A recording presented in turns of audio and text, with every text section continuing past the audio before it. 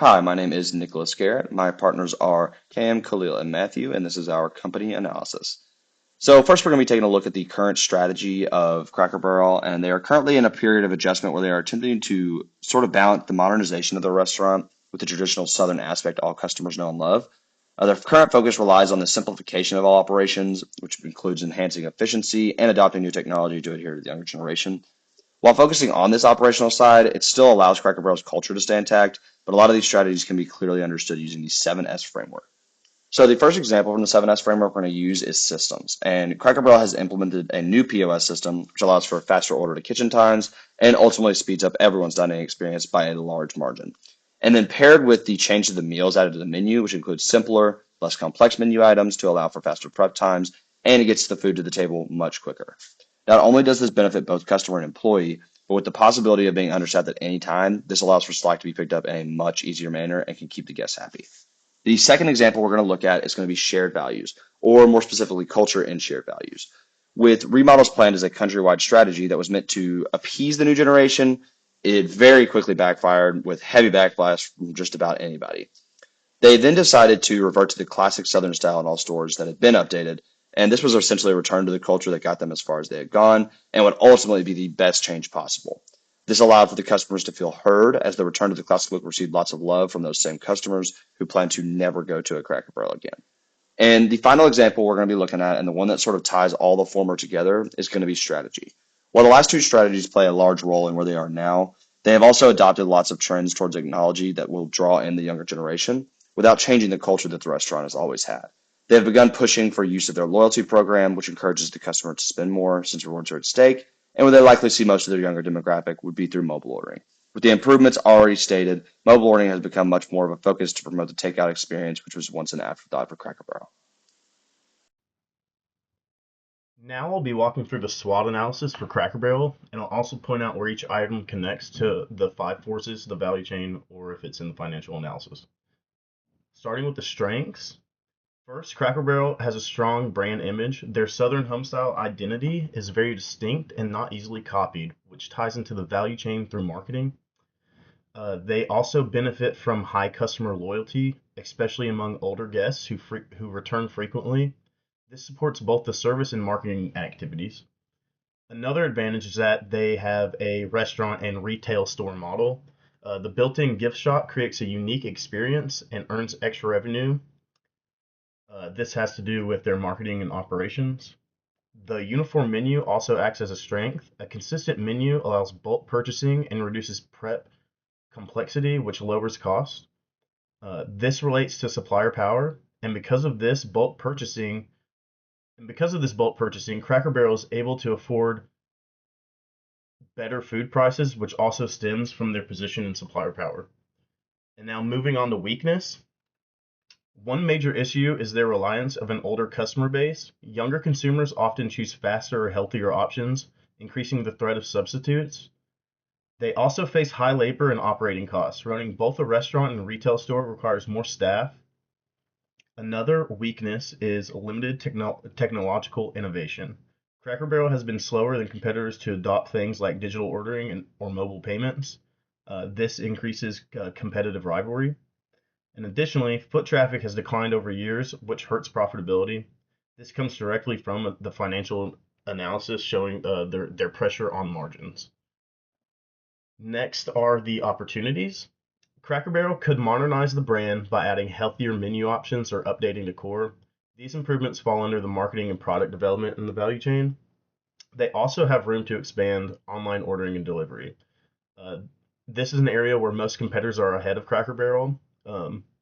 This is tied into competitive rivalry. Another big opportunity is e-commerce. So many of the retail store items are only found in store, so being able to sell them online could increase sales. Finally, to round out weaknesses, Cracker Barrel could pursue strategic partnerships. Um, Historically, they do well along highways and travel routes, and partnering with a hotel or other brands that are also along these routes could help both companies perform well in the long run. And lastly, are threats. Cracker Barrel faces intense competition in casual dining. Um, whether it's competing on price, menu variety, or convenience, they're in direct competition with other restaurants in the casual dining zone. They're also impacted by consumer preferences. Health trends and diet fads don't really mesh with Cracker Barrel's high calorie diet that much, so threat of substitutes is very prevalent here. There's also supplier volatility. Even with strong buying power, inflation and rising food costs constrain margins.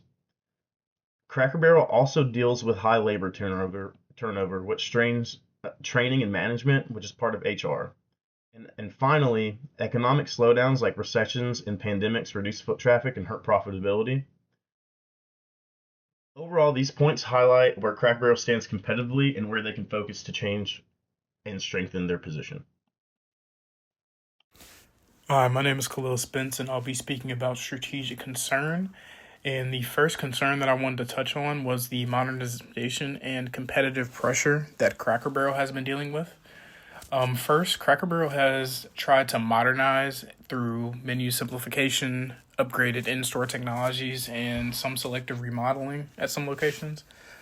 Those efforts haven't moved the needle as well as they would have hoped. Meanwhile, competitors are pushing forward with mobile ordering, loyalty programs, and delivery partnerships to promote those faster service models. Because Cracker Barrel's identity is rooted in a more slower, nostalgic dining experience, the brand has less room to adapt quickly without losing what makes it recognizable. The real challenge is trying to find that middle ground that they're trying to grasp right now. Another concern that I'm going to touch up on was the supply chain strain and cost pressure. The supply chain is one of the biggest sources of the operational stress for Cracker Barrel. Ingredients costs have climbed, transportation expenses are unpredictable, and vendor reliability varies wherever you are in the nation. And when deliveries aren't consistent, it affects wait times, menu availability, and even product freshness. This forces restaurants to absorb higher operation costs at the time when margins are really under pressure.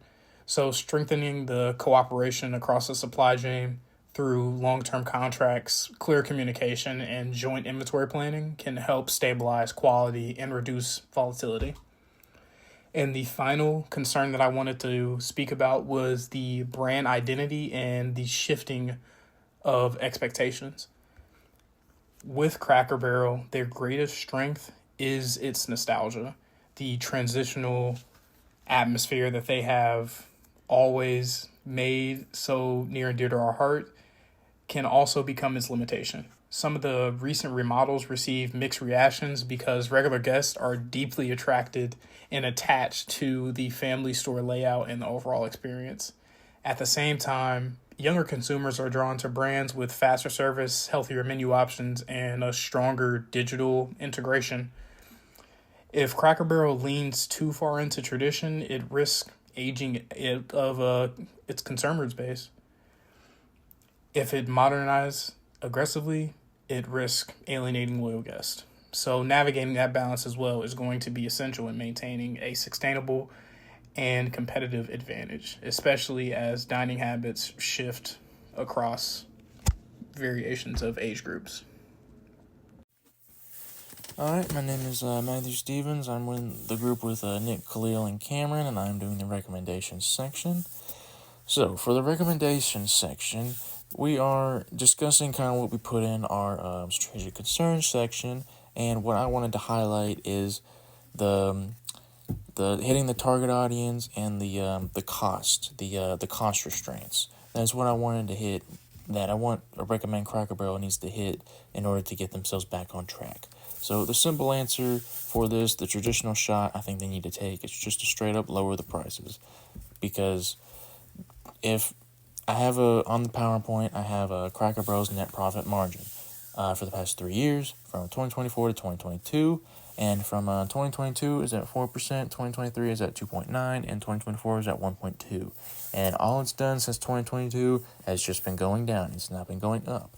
And seeing as the average net profit margin in the United States is 7.71%, that does not bode well for Cracker Barrel. That is on the consistent decline. It's not ideal, and a big portion of that is the rising prices that they have put on their products, not only in the store but on the restaurant and as well, and that has caused some people to shy away. That's decreased their sales. That's decreasing foot traffic, and that's not letting people come back to want to spend money at Cracker Barrel. An example of this would be the one of the platters, or not platters, one of the dishes they have is a Mama's pancake breakfast. It is in 2020 they were listing the price at about $8.79 to $8.99 for one of them in 2020. Now it's $10.49 for the same dish, and after tax it's gonna be about $12. And I went there about 6 months ago. I think I got the same thing, and I could argue the quality was honestly not that good. I could argue the quality was lower than what it has been in the past. So I get it with COVID, inflation. I get all that stuff. That's not really what we're discussing now, but I get why they jacked the price up. But if you're going to lower the quality, or it's not going to be as good quality to not only me but other people, you can't be jacking up the prices if you're lowering the quality. It can't. It's not sustainable. And the impact on the target market is, if you're going to lower the quality and you're going to jack up the prices, when your target audience is older folks who primarily worked, they were factory workers and they're laborers and they're people like that. Cracker Barrel's target audience is the older folks, and most of those people aren't laden with money. So when you jack up prices but your quality ain't going up, and your target market is older folks who specialize and they really want good quality, cheap food, it doesn't work for you. And that's why Cracker Barrel's net profit margin has been going down the past years, because they haven't been able to see it right there in front of them. They're jacking these prices up, but their quality isn't going up. If you're gonna jack prices up, you gotta have quality going up. If your quality's gonna go down, you gotta lower prices. Something's gotta give. You can't get the best of both worlds. And then when I was doing this, when I was looking at Porter's 5 forces, one of the factors affecting buyers are price sensitive when they have lower incomes, and that's exactly what is hitting on Cracker Barrel right now. Is their customer base is primarily, unfortunately, it's lower income folks who want a cheaper, tasty breakfast and an old country style feel. That's their target right now. That's their target market. That's who they need to target, and that's who they've been targeting for years. And that's where their problem is stitching in. That's why for the now impact, the now recommendation, they probably just need to lower those prices on their items in their stores and in the restaurant to help them out, to get themselves back on their feet, get that net profit margin back up before they start going into the future and working on the future. Now, then this leads into our moonshot. Our moonshot, our long-term kind of riskier venture, is to buy out competition or merge with a competition. As we've been discussing in class for the past couple of weeks, we've been discussing acquisitions and mergers, and we even had a guest speaker come on, Mr. Aaron, and he talked with us about what his company's been doing, and I think he did a pretty good job. But back to Cracker Barrel, it's risky, it's hard, it's not easy. And an example of a competitor that they could either buy out or merge with would be IHOP. IHOP is probably one of their closest competitors that they have in terms of being so similar in what they do, but also vary in what they do. That could be a possible merger, a possible buyout, possible acquisition. That could be a possibility for the long run for Cracker Barrel if things in the short term either it can work out for them. And then diving a little bit more deeper into it, other competitors like McDonald's, Hardee's, Chick-fil-A, those are competitors, but they're not like IHOP competitors. But they're there, but they're not there at the same time. But a company like McDonald's would be a company that could be a very intricate merger or a partially acquisition for Cracker Barrel to help keep them afloat if they can take care of the short-term recommendations that I recommended in the past slide or two about lowering the prices and getting their target audience back, so that way they can get their profit margin back up, so this way they can have the ability to have a higher chance and a better ability to merge or acquire something with McDonald's to help them out in the long run, so that way they can adjust as my generation and the generation above me and behind me can adjust and kind of get back into and want to go to Cracker Barrel as well as McDonald's and these other places. It could be a big boost to Cracker Barrel to go ahead and do it now instead of waiting until it's too late.